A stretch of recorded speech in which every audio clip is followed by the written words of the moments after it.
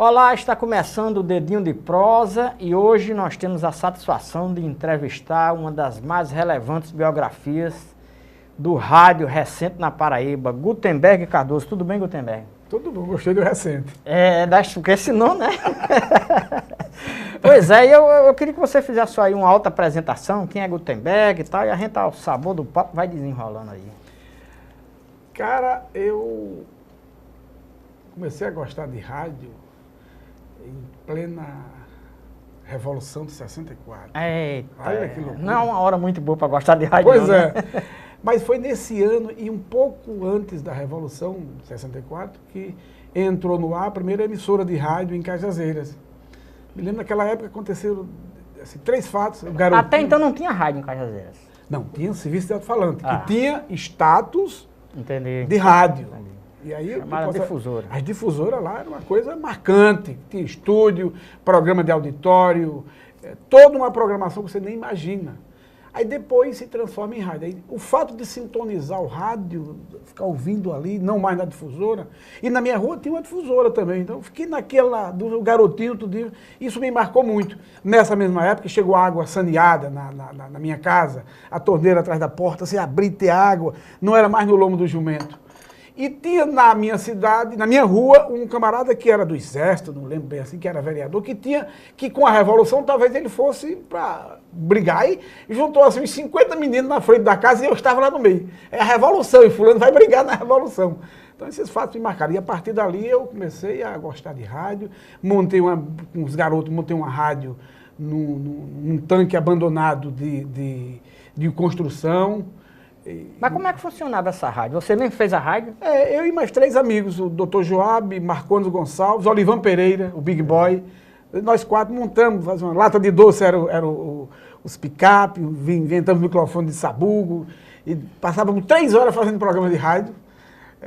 Coisa de garoto mesmo. Aí a partir daí, quando eu completei 12 anos, minha mãe me leva para a rádio, eu quero ir para lá. Sua mãe, a proposta, era artista de circo? Teve uma incursão Foi, no circo? ela trabalhou numa companhia circense, muito bonita, jovem, e andou esse país todo. E quando um dia passou por Cajazeiras, se apaixonou por um fotógrafo muito galã da cidade, um artista, e aí ela decidiu ficar em Cajazeiras. E aí, desse primeiro romance dela, foi que eu nasci. E você conheceu seu pai? Conheci, garoto, muitos anos. Era um grande artista. Um Mas artista da fotografia. né? Fotografia preto e branco. Ele fazia obras de arte em preto e branco. Chamado Nogueirinha Fotógrafo. E depois você morou um tempo, foi para o Rio de Janeiro? Não, porque minha família toda tinha uma parte no Ceará, em Vaz Alegre, Cajazeiras depois, e no Rio de Janeiro. Então, para eu nascer, realmente foi um drama. A família do Nogueira é uma família rica, e a minha mãe é uma mulher humilde e pobre. Aí, quando ela ficou grávida, a família dele disse, não, essa criança a gente quer pra gente. A família de Fortaleza e de Recife. A mamãe disse, tomar meu filho, nunca. Quando ela estava assim com 6 meses, fugiu para o Rio de Janeiro. Por isso que eu nasci no Rio de Janeiro. Foi essa Ah, você nasceu lá no Rio de Janeiro? Foi de gerado Janeiro. em Cajazeiras? E nasci no Rio E de Janeiro, nasceu no numa Rio de enchente, no Morro do Jacarezinho, numa enchente que teve que fazer caixas de cerveja, naquele tempo, daquelas caixas, botou a cama em cima e eu nasci em cima, numa enchente, no rio que corta lá, o Morro do Jacarezinho. Você nasceu no Rio de Janeiro e viveu no Rio de Janeiro até que idade? Eu voltei de lá, me parece, 5 a 6 anos. Mas eu voltei muito para o Rio. Voltou para Cajazeiras. Cajazeiras. Em Cajazeiras. Quando minha mãe teve certeza que ninguém tomava o filho, disseram que tinha direitos, que não tomava, aí ela voltou. Aí se recompôs com meu pai, aí tem uma... E vocês são quantos irmãos? São 3, é o Aguinaldo Cardoso e a Amazonina Cardoso. O Aguinaldo que é o secretário lá de Cultura hoje de Cajazeiras. Ele é radialista também? Radialista também. E a menina? Não, a menina não é radialista não, ela é assistente social. Não quis. Mas quando você disse, minha mãe, eu quero agora ir para uma rádio, o que foi que ela fez e como é que se desdobrou esse? Ela me levou lá, aquele garotinho, aquele pitoquinho de gente chegar na rádio para falar com o Mozart. Mozart, esse menino quer fazer rádio, tudo isso. Mozart disse, olha, minha senhora, ele não tem idade, ele não tem experiência, é uma criança. Aqui ele só serviria para entregar café. No que ele disse isso, eu disse, eu quero. Aqui. O cavalo está passando. Peguei na palavra. que no entregador de café chamava-se office boy. Office boy. Aí eu peguei e ele sentiu minha firmeza. Não, eu estou estudando, eu quero ver, eu estudo um período, no outro eu venho, e assim fui. Entreguei café e fiz recado durante quase um ano. Qual era a emissora? Era a Difusora Rádio Cajazeiras. Difusora Rádio Cajazeiras, a primeira emissora de rádio, que o dono era esse de Mozart. Mozart de Souza Assis, foi um grande desbravador do rádio na Paraíba. A história do rádio da Paraíba deve sempre homenagem a ele. A quem você se sentiu mais orgulhoso a servir um café? Teve alguém assim de especial na emissora que você disse, esse é um momento histórico para mim? Rapaz, eu me lembro que eu servi café a Maílson da Nóbrega. Maílson da Nóbrega. Fazia um programa dia de domingo. Aí dia de domingo eu ia pra lá ver programa de variedade. Maílson fazia um programa lá? Era, radialista lá. Era radialista. do cast. Ele era do Banco do Brasil? Banco do Brasil, lá em Cajazeiras. É. E aí teve... Aí eu vi... Não sonhava nunca ser ministro. Né? Nunca. Agora, o programa dele tinha uma produção que eu ficava curioso. Ele pegava sonoras da BBC de Londres, da Rádio Tirana de Albânia, né? Albânia. Era um programa bem produzido, viu? Bem produzido.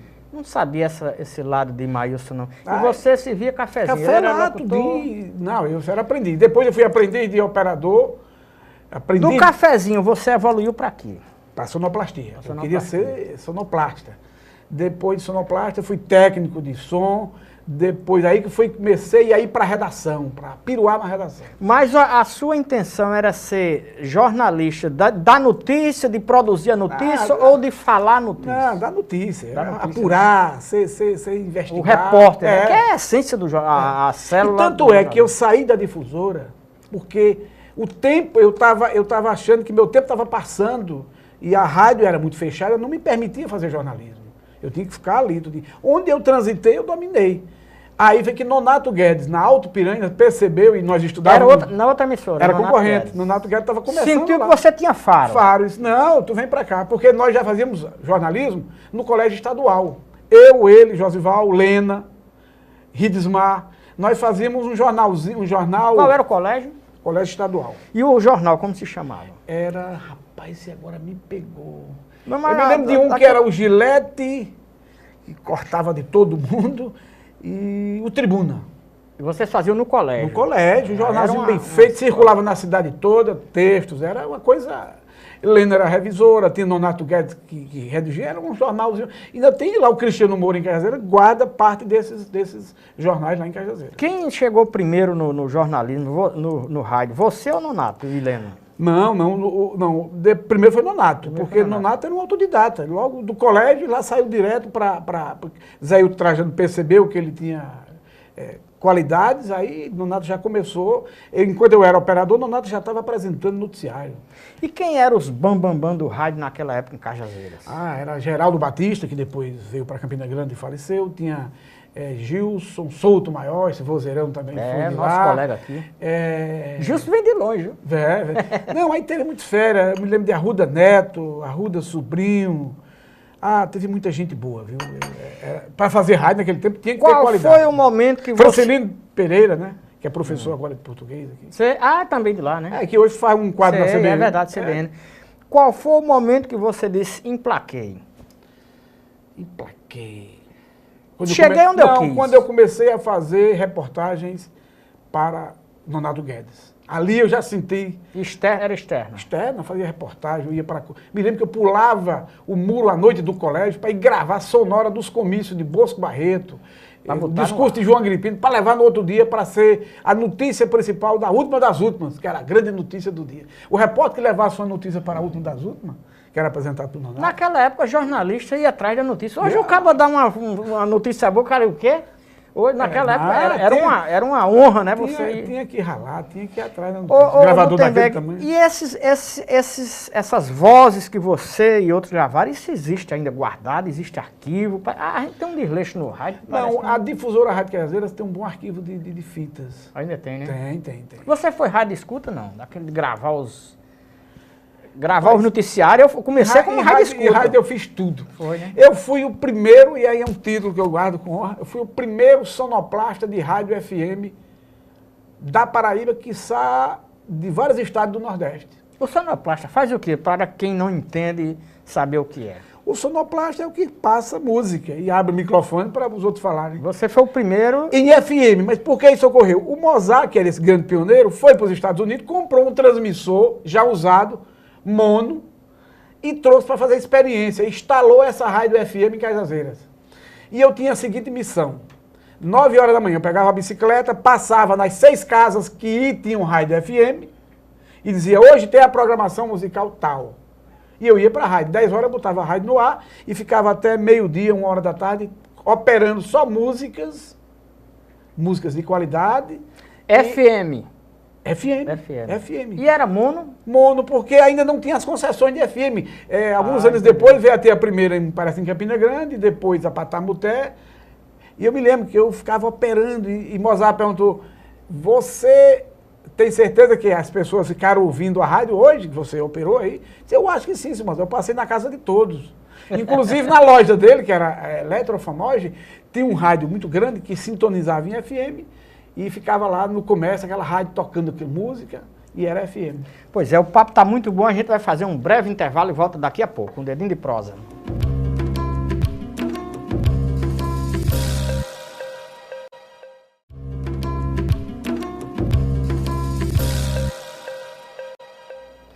O Dedinho de Prosa está de volta e nós estamos entrevistando Gutenberg Cardoso. Gutenberg, quais foram os programas que você ancorou em Cajazeiras que fizeram sucesso? Bom, o primeiro deles, depois desse com o Nonato Guedes, e foi na Alto Piranhas ainda, chamava-se Olho Vivo. Esse programa eu considero talvez o mais criativo programa, e era jornalístico, de meio-dia às 14h. E eu tinha como parceiro Gladyston Oliveira, que hoje é um comunicador em Fortaleza, já fez televisão, já fez rádio lá. A gente tinha uma sonoplastia muito especial, a gente tinha efeito. Esses efeitos sonoros que eu trouxe para cá, tudo foi dessa época do Olho Vivo. E do Gladyston, que era um cara que gostava muito disso. E o conteúdo também era muito polêmico. Esse programa ficou no ar durante uns 3 a 4 anos. A diocese vendeu a rádio para um grupo privado, aí nós tivemos que sair, porque assim, a igreja é tida como uma igreja de esquerda, e a rádio se via à esquerda, e aí o bispo disse, essa rádio é um problema, eu vou vender. Então vendeu, aí nós todos... Vendeu. E aí eu voltei para a rádio em 85, já na difusora novamente. Difusora Rádio Cajazeiras. Eu queria que você me falasse um pouco sobre a sua trajetória de radialista e jornalista durante a ditadura militar. Em Cajazeiras houve casos de perseguição, você teve dificuldades, como é que foi? Bom, nesse período, o que é que eu entrei na universidade. Foi um concurso que eu fiquei em segundo lugar, o primeiro lugar foi Ica Pires. Ela assumiu, mas eu me mexia com teatro, que nosso instrumento de luta em prol da democracia era através do teatro. E quando podia, rádio. Como o rádio foi nos roubado, a rádio foi vendida e ficamos sem rádio, então vamos para o teatro. Com o falecimento de Ica, naquela tragédia, aquele acidente, eu fui para a universidade e começamos a militar também. Em música, festivais da canção, acompanhando alguns políticos de esquerda. Enfim, a gente teve uma atividade. Tinha Josival, tinha um grupo numeroso. E essa nossa atuação, a gente começou a ser ameaçado pela repressão. Eu me lembro que eu teve que, alguns períodos, sair de Cajazeiras, ia para Vaz Alegre, ia para Palmirim, ficar lá um tempo, os parentes, depois a coisa esfriava, voltava. Josival depois seguiu para a Nordeste 2, em Recife. Enfim, a gente era um momento muito tenso. Eu me lembro da censura. A gente montava espetáculo de ser censurado e depois ser ameaçado. Vocês estão... De quem é o censor? O Pedro. O Pedro chegava ali, assistia um espetáculo e dizia, cortei isso aqui não pode. Cortava tudo. Quem é o autor desse texto? É você? Rapaz, você, cuidado. Na cara do freguês, né? Assim.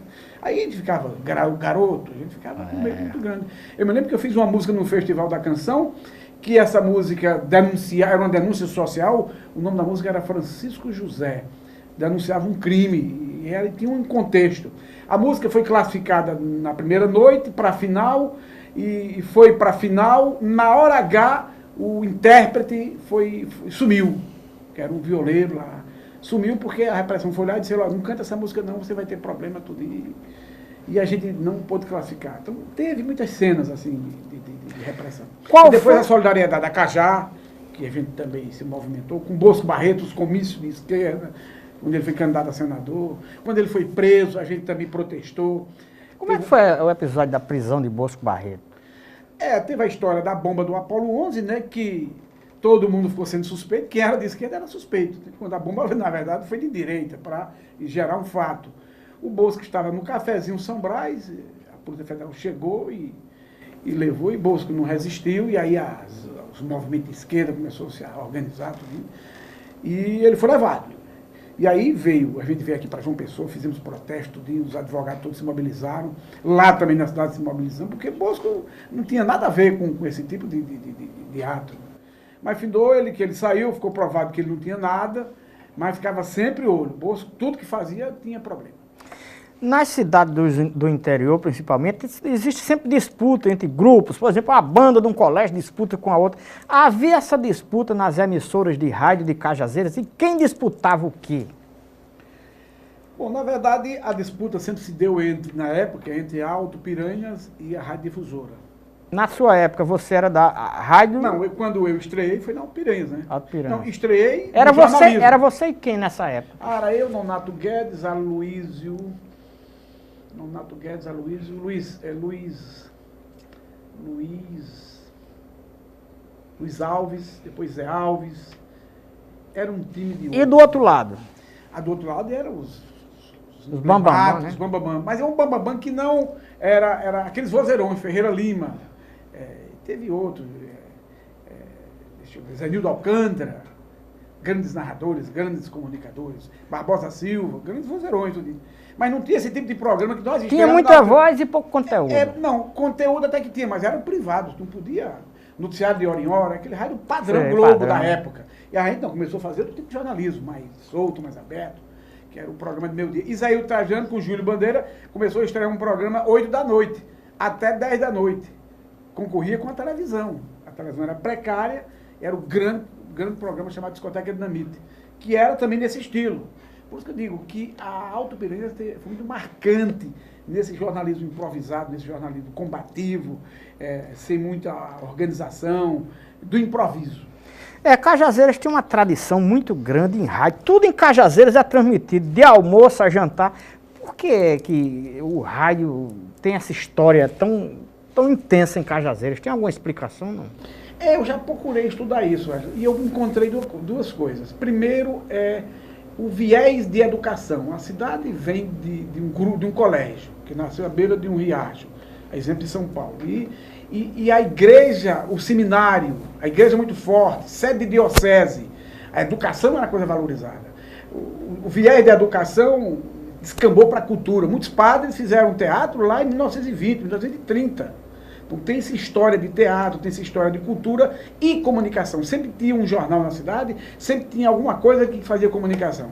Eu falei da Rádio Difusora, enquanto serviço de alto-falante, que tinha 2 estúdios, um auditório, era uma rádio. Tinha uma programação que começava 14 horas, terminava 22 horas, com os programas, os comunicadores.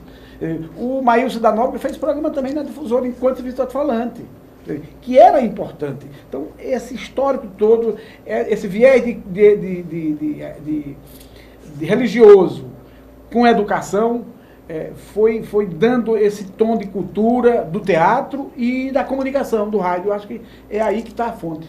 E entre as cidades, quem é que disputavam no rádio? Cajazeiras, com Souza, com Patos, com quem era? Não tinha disputa não, né? Os rádios de Souza, naquela época, era o rádio de Cajazeiras. Souza veio ter rádio muitos anos depois. Eu me lembro de um fato que eu era o copy desk. Diariamente a prefeitura de Souza, no governo Mariz, dizia quantos cheques emitiu, a quem pagou e o que era o serviço. Isso diário. E o saldo na conta da prefeitura. Da prefeitura. Isso era um boletim que era lido, pai. E eu ficava, pô, isso aqui é muita transparência, né? Antônio Marins fazia isso. Já naquela época. E às vezes eu ia para a Souza fazer transmissões com serviço de equipamento lá, eu ia ser o operador dos programas, dos pronunciamentos de Marins, dentro dessa linha de transparência, de austeridade, ele que era promotor antes de ser político. E teve uma história de uma romaria, de Bosco Barreto, você participou daquela? Participei. Como é que foi aquela? Eu acho que foi interessante. Ele disse, se eu for eleito, eu vou até Juazeiro. Eleito senador? Prefeito. Eu vou até... Ele chegou a ser senador, né? Foi suplente. Aí ele disse, se eu ganhar a eleição, eu vou a pé para Juazeiro do Norte pagar a promessa. E vou levar meus irmãos e minhas irmãzinhas. A eleição, segundo ele, foi fraudada, e a gente foi discutir depois, já quem disse que houve fraude, ele perdeu a eleição, mas como ele achava que tinha ganho a eleição, ele disse, eu vou pagar a promessa. Não sou prefeito porque o roubo, aí esculhambou com todo mundo, mas juntou 2.000 pessoas. Começou, a gente dormiu uma noite em Milagre, depois fomos dormir já na entrada do Juazeiro do Norte, até que no terceiro dia... A pé? A pé, tudo a pé. Dá quantos quilômetros mais ou menos? 200 quilômetros. Vixe, nossa. Mas aí era uma festa, passava por cada cidade, aí veio a imprensa de Fortaleza, de Recife, filmava. E haja mídia. Confusão, tudo. Tinha muita cachaça também entre os eleitores dele, tinha muita fusaca, foi um movimento interessante. Pois é, o papo está muito bom e daqui a pouco a gente volta. Fazer um breve intervalo e estamos de volta já já.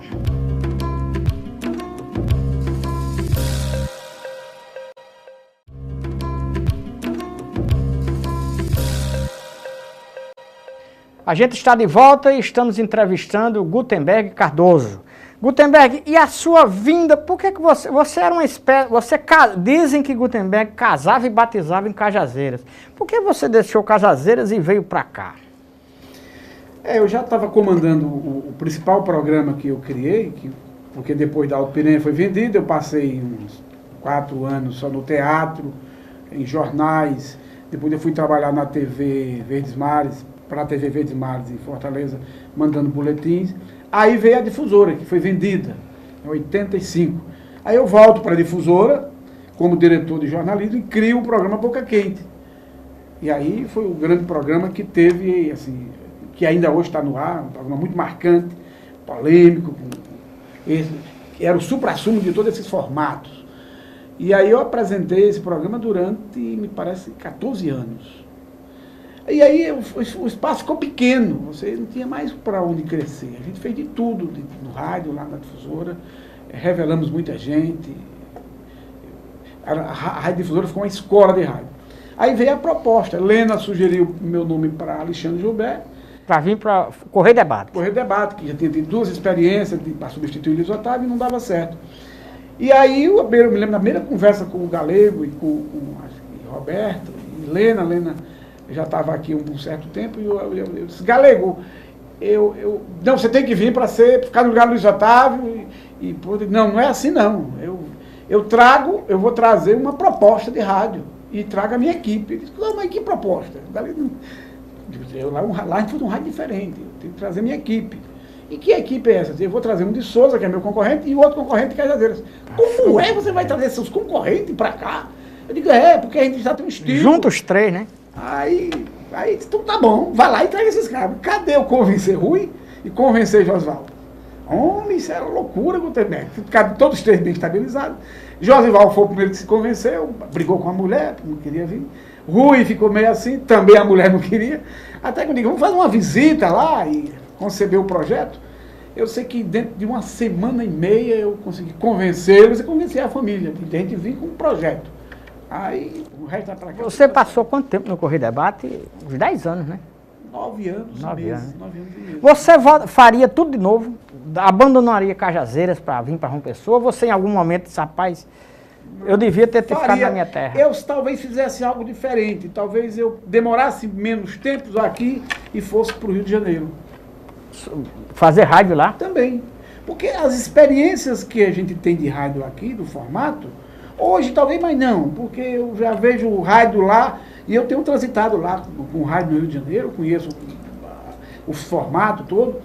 numa certa época, inclusive até eu cheguei a comentar com o Rui e com o Josival, da gente seguir em frente com esse formato, com esse tipo de rádio. Esse formato só tem aqui na Paraíba, né?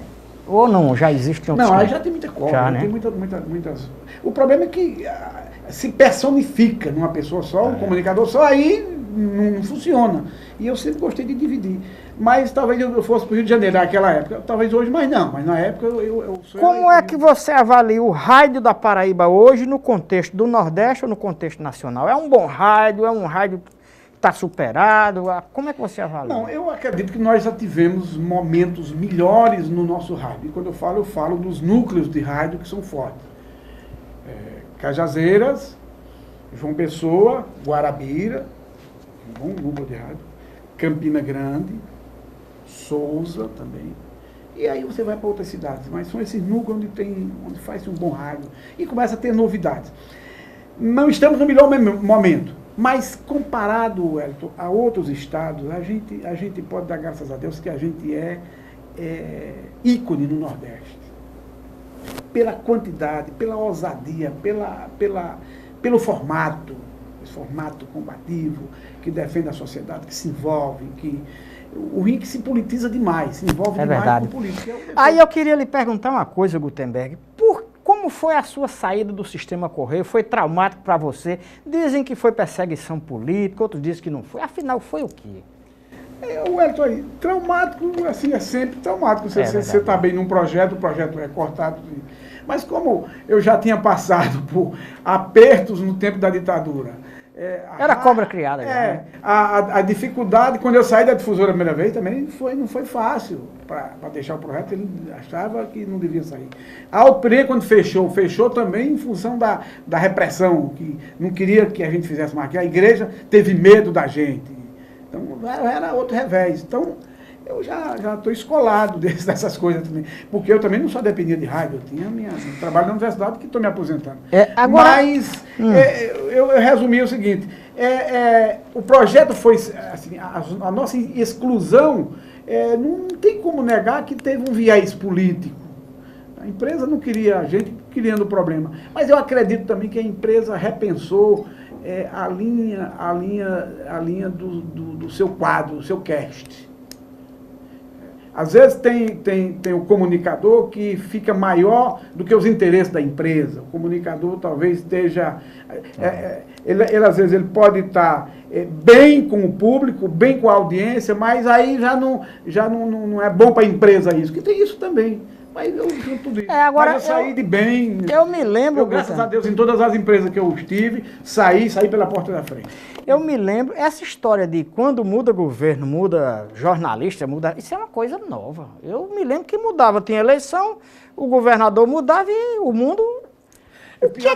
Foi estrear logo comigo. Pois é, cara. Comigo, Helder Moura, Josival, Marcelo... Por que que está acontecendo? Nossa, né? Por que que está acontecendo? Isso está virando rotina. Muda governo, aí sai fulano de lá, sai secreto. Por quê? O que é isso? O que está acontecendo que ninguém sabe? Isso é a pequenez da nossa Paraíba. E a política ainda acha que calando, cesseando, tirando uma peça daqui e dali, acha que vai resolver.